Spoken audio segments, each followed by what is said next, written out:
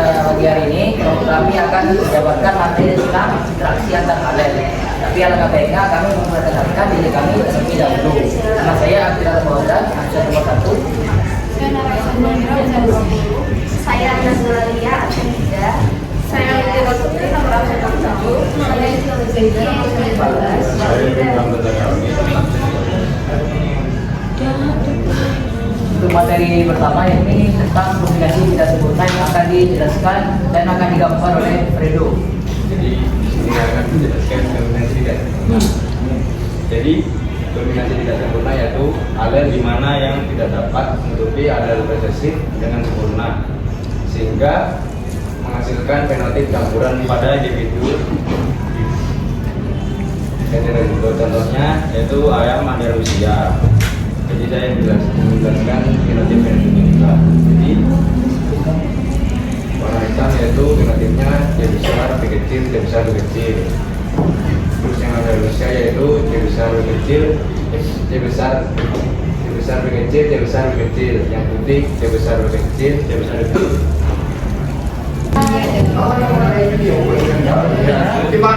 Saya menjelaskan persilakannya.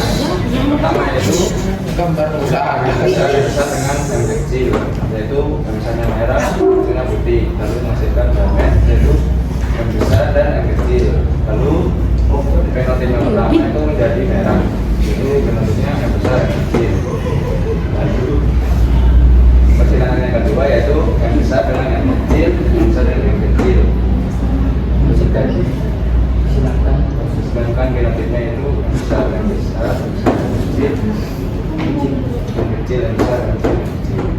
Jadi dengan fenotip yang kedua yaitu yang besar itu menjadi merah yaitu 1. Lalu yang besar yang kecil menjadi merah juga yaitu 2. Jumlahnya 2 ini 1 ya. Iya. Lalu yang kecil menjadi 1 merah.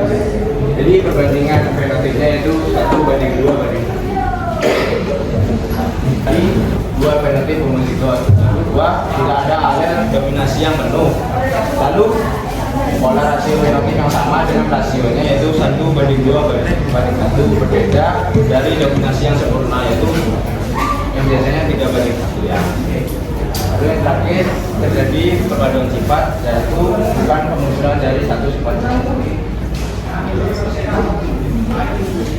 Saya akan menjelaskan tentang kodominan, yakni ketika dua alel pada individu tersebut diekspresikan secara bersama-sama menghasilkan fenotip yang berbeda pada individu yang sifatnya heterozigot. Sebagai contoh, kita jumpai pada sapi merah putih ketika disilangkan akan menjadi sapi rhododendron. Berikut persilangannya akan dilakukan. Aida. Ini merupakan persilangannya dari sapi merah dan putih menjadi sapi ron. Pertama kita membagi persilangan pertama, kita jumlahkan satu merah itu adalah besar dan yang resesi ada tidak kecil. Jadi yang merah ini mewakili dominan, yang putih ini mewakili yang resesi. Kemudian dimasukkan serangkan atau gamet A besar dan merah dan yang kecil itu sapi putih. Jika disilakan menghasilkan fenotip anakan yang sifat morfologisnya atau khususnya itu A besar kecil alias sapi ron, merupakan perpaduan dari sapi merah dan putih. Kemudian kita silakan kembali sapi merah dari putih atau dengan yang menghasilkan gamet AA dan AA pada kedua sisi. Hasil persilangan kita menjumpai fenotipe atau anakan yang kedua ini.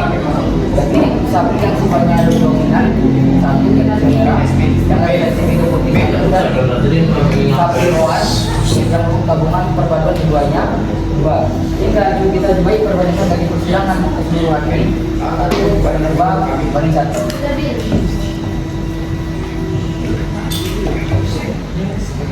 Kasus yang pertama kita jumpai pada bunga rhododendron dan bunga Mirabilis jarapa dengan persilangan yang serupa, namun menghasilkan hasil perbandingan yang sama, yakni 1 banding 2 banding 1 dengan total perbandingan ada 4 dari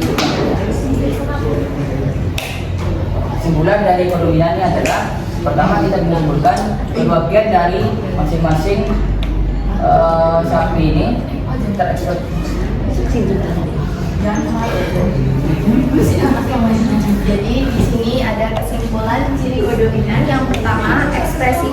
pada kedua alel secara bersamaan pada individu heterozigot. Lalu yang kedua sifat induk tidak bercampur atau saling menutupi.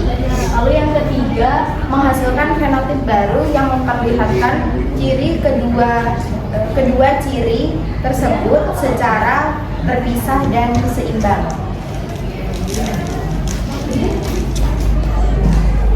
Lalu di sini ada alel ganda. Alel ganda yaitu suatu gen yang memiliki lebih dari 2 alel. Lalu di sini contohnya ada golongan darah sistem ABO dan warna rambut kelinci. Yang akan saya jelaskan yaitu golongan darah sistem ABO. Lalu ini penjelasan mengenai golongan darah sistem ABO. Di sini dihasilkan fenotip A, genotipnya itu IA sama IAO. Lalu fenotip B dihasilkan genotip IB sama IBO. Lalu fenotip AB dihasilkan genotip IA sama IAB. Dan yang terakhir fenotip O dihasilkan genotip IO. Kelinci normal dengan urutan genotip C dominan, CCH, C dominan CH, C dominan C resesif. Kelinci normal memiliki biru berwarna hitam, dikarenakan memiliki alel C dominan. Kelinci cicila berwarna abu-abu muda dengan urutan genotip CCH, CCH, CCH, CH, dan CCHC. Memiliki bulu berwarna abu-abu muda dikarenakan memiliki alel CCH. Yang ketiga, kelinci Himalaya berwarna putih dengan ujung berwarna hitam. Urutan genotipnya adalah CH, CH, CH, dan CH. Yang terakhir adalah kelinci albino, tidak memiliki pigmen warna sama sekali dan berwarna putih polos karena memiliki C resesif.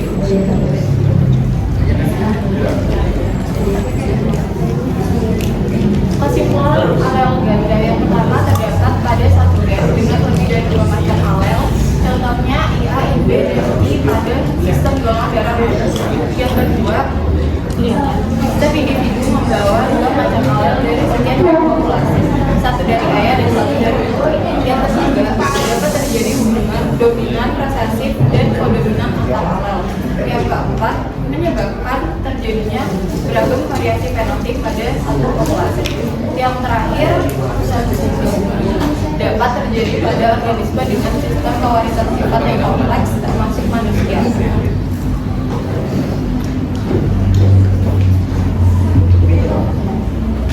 Selanjutnya yaitu ada alel letal yang bisa menyebabkan kematian pada suatu individu. Alel letal ini dibagi menjadi 2, ada alel dan alel B.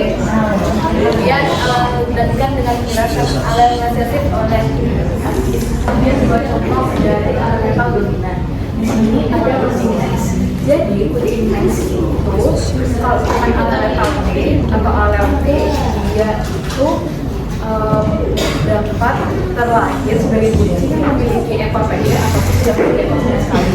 Sedangkan kalau misalkan T besar dia itu akan bertaut atau mati. Sedangkan kalau T kecil dia itu akan bertahan hidup. Sedangkan kalau T besar kecil dia itu akan memiliki kemungkinan untuk memiliki masalah saraf tulang belakang. Selanjutnya ada mencit rambut kuning. Nah, mencit rambut kuning itu kan gen AY memberikan genetik warna rambut kuning pada mencit. Namun itu bersifat dominan terhadap gen A yang memberikan warna rambut hitam pada mencit. Nah, selanjutnya ada alel atau alel resesif. Alel resesif ini merupakan bentuk yang paling umum di mana dia itu jika dalam kondisi homozigot dia itu memiliki 2 salinan alel. Dalam kondisi homozigot ini kebanyakan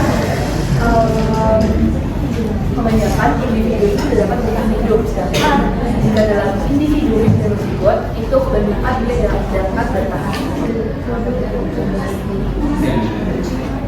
Selanjutnya kamu mengambil beberapa contoh dari alel resesif. Jadi yang pertama ada tanaman jagung albino. Jadi tanaman jagung albino itu tidak dapat memproduksi klorofil sehingga dia tidak dapat melakukan kegiatan fotosintesis. Selanjutnya ada ichthyosis monumental, di mana untuk kelainan kelainan autosomal resesif di mana itu terjadi penebalan kulit dan juga terjadinya goresan-goresan pada kulit. Selanjutnya ada sapi bulldog atau sapi niata. Nah, di mana sapi niata ini memiliki struktur tulang yang jauh lebih kecil sehingga dia dapat dikatakan sapi bulldog karena memiliki struktur yang sama seperti anjing bulldog. Selanjutnya yaitu ada alel dominan letal. Nah, alel dominan letal itu adalah versi gen yang dimana jika diwariskan itu hanya cukup mendapatkan satu salinan aja karena dapat menyebabkan suatu individu itu meninggal. Kemudian contohnya adalah penyakit Huntington. Nah, di sini ada persilangan kedua orang tua dengan keduanya memiliki penyakit yaitu C besar T kecil dan C besar T kecil. Nah, dari persilangan itu mewariskan 4 keturunan dengan 25% yaitu dengan genotip C besar T besar. Nah, genotip C besar T besar itu genotip yang dominan. Saya jelaskan di awal bahwasanya jika memiliki saingan itu hanya satu saingan saja, tapi di yang pertama itu dengan kemungkinan 20% mendapatkan genotip 2 salinan yaitu G besar T besar. Nah, di sini kondisinya yaitu sangat fatal atau letal yang bisa menyebabkan kematian pada suatu individu sebelum lahir atau bahkan sudah lahir tapi langsung meninggal. Kemudian yang kedua dengan 50% genotip C besar dan C kecil. Nah, ini adalah mendapat satu saingan saja. Nah, di sini bisa dikatakan bahwa 50% itu orang tersebut akan sakit atau mengidap penyakit Huntington. Nah, artinya penyakit Huntington ini akan timbul ketika seseorang berusia 30 tahun ke atas. Penyakit Huntington ini adalah penyakit kelainan genetik yang merusak sel saraf dan bisa mempengaruhi kondisi tubuh individu dan penyakit Huntington sampai saat ini masih belum bisa disembuhkan. Kemudian yang terakhir adalah seorang dengan kemungkinan 20% mendapatkan genotip C kecil yaitu dua-duanya normal. Nah, bisa dikatakan bahwa orang yang mendapatkan genotip C kecil ini bisa dikatakan sehat dan tidak mengidap penyakit Huntington. Kemudian untuk kesimpulan dari alel letal yang pertama, mengakibatkan kematian pada suatu individu terutama kemudian yang kedua adalah dapat bersifat dominan yang dimana menyebabkan kematian walau satu alel atau resesif yang dapat menyebabkan kematian hanya dapat 2 alel. Kemudian yang ketiga yaitu resesif berubah dari pola model biasa misalnya menjadi 2:1 karena